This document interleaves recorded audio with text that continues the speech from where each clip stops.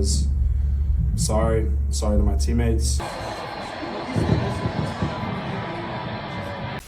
Ladies and gentlemen, Jaxson Dart showed his full arse. So we're here going to talk about a few games, just kind of catch up on some of the 12 o'clock, 3:30 games right in the middle there after talking about, I think collapse Ole Miss needs to be talked about. I think Arizona State's stunning win against BYU and really seeming like the front runner of the Big 12, all things considered, with Cam Scatterboo needs to be talked about as well. And of course, the crazy ending, storm in the field. So we're going to talk about that, talk about Ole Miss, Florida ringing off of, was it 3 straight wins? So interesting situations in the landmark of college football. So we're going to talk about a few things. Let's listen to a few conferences. Listen to Lane Kiffin, try to be snarky to Paul Feinbaum, even in a loss. But we'll check that out, man. I hope y'all enjoying these videos. Please leave a like if you like it, dislike if you don't like it, and let's hop right into it. First things first, old Jaxson Dart. What's he got to say for himself? You know what I'm saying? Let's hear it. Okay, let's start us off. Jaxson, if you don't mind, just kind of walk me through that interception and trying to hit twos. Which interception? Yeah, bad decision by me. I think the only thing I can really say right now is sorry to my teammates, sorry my coaches, sorry for the fans. Can't lose these games. This one's gonna hurt for a really long time. That's all I can really say now is I'm sorry.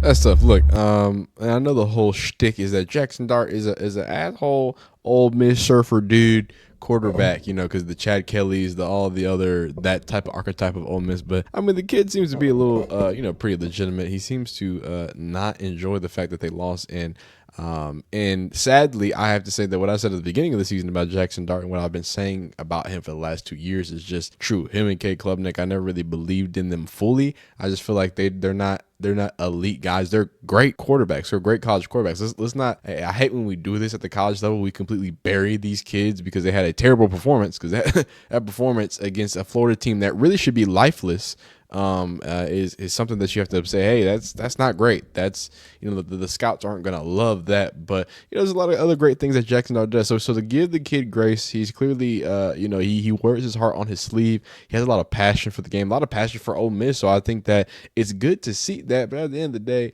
he's just not one of those top tier guys. He's not one of those guys that continues to deliver wins. He had a great job and a great gutsy game last game against Georgia, right? But I feel like this game he didn't do enough to propel, and of course he did a lot of things to hurt the defense, throwing I don't know how many picks he threw. Get to the box score. 2 interceptions, 2 back-to-back interceptions, I think within 90 seconds of him having the ball.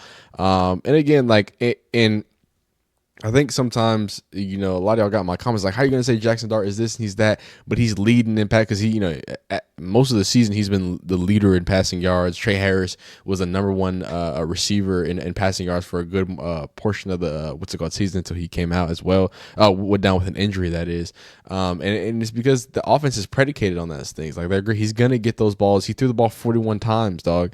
So that's an average day in the office for him. Maybe not the 2 interceptions, right?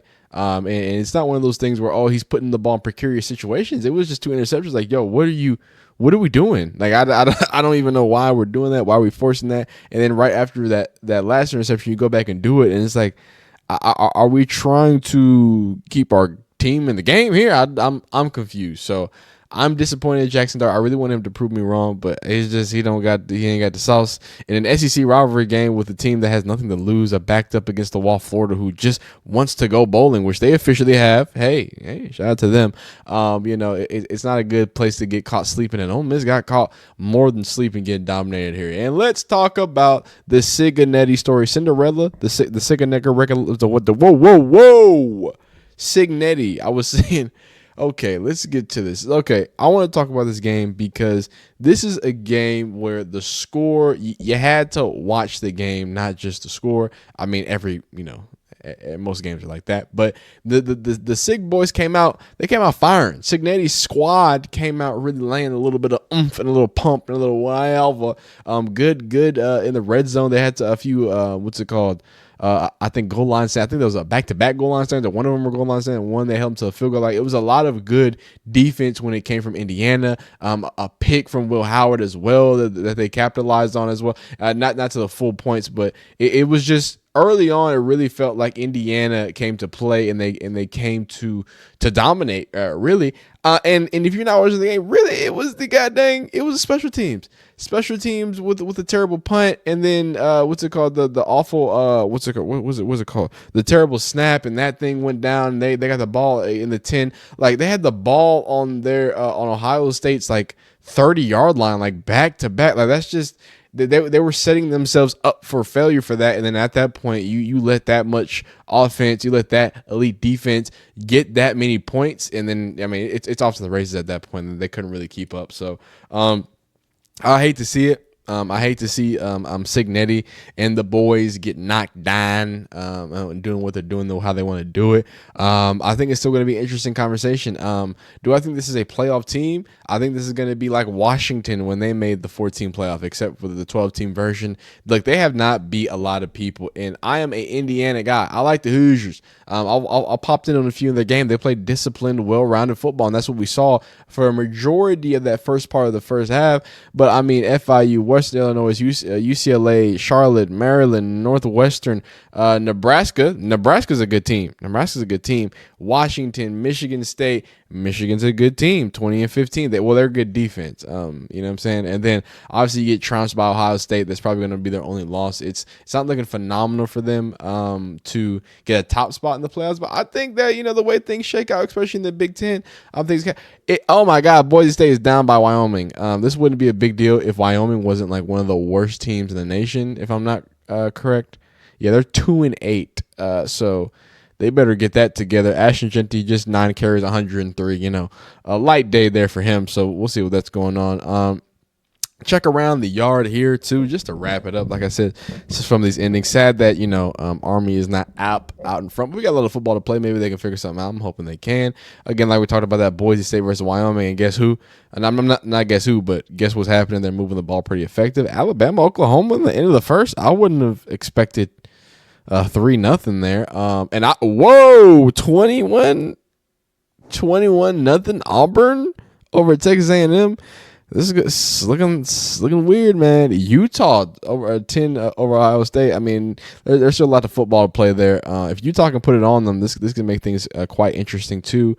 Ohio State over Indiana. Texas, we do what we need to do. Against Kentucky, good defense. Penn State, they have to drop. They can't go 26 and. You can't beat Minnesota by 1 point and expect to be a top 4 team. Miami, that day, offense looked efficient. Defense was looking shaky there at first, but they handled what they need to handle. Talked about that. Georgia had a bye week. Tennessee had a bye week. Smooth statement win. I like what they did there. Arizona State, BYU, we talked about. So let's talk about this whole Storming situation, right? And we're going to go through a few of these tweets there. Obviously, big bad upset. We had people taunting with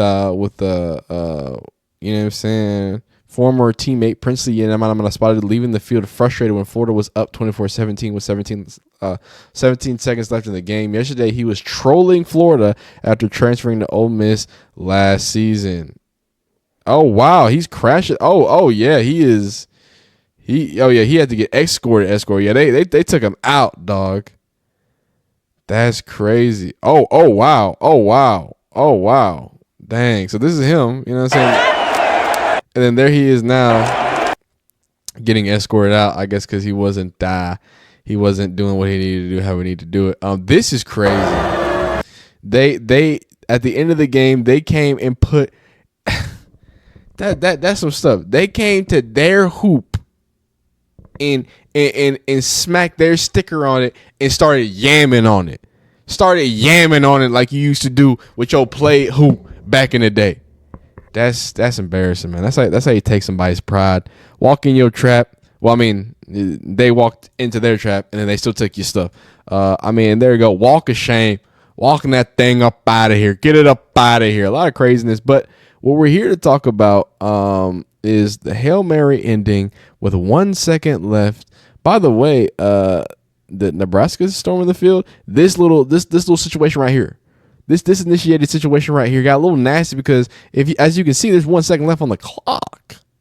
And they came back. I mean, God, there was knocking down goalposts with a full second left. Like, hey man, some things about sports just don't change, and the amazingness here is crazy. And here is a copyright free look at it because it's from somebody else. I love finding these videos. Rolling right here. I mean, launches a piss missile though, huh? But they are down right at the 1, and that just sends everybody in the flurry. And you could just see the wave of gold coming down. Even the pyro people. Hey, oh my! It's already down. It's already down. Wow. I want to see from this video here, because you can. I don't think you can see. Okay, yeah. So here, this is in a matter of.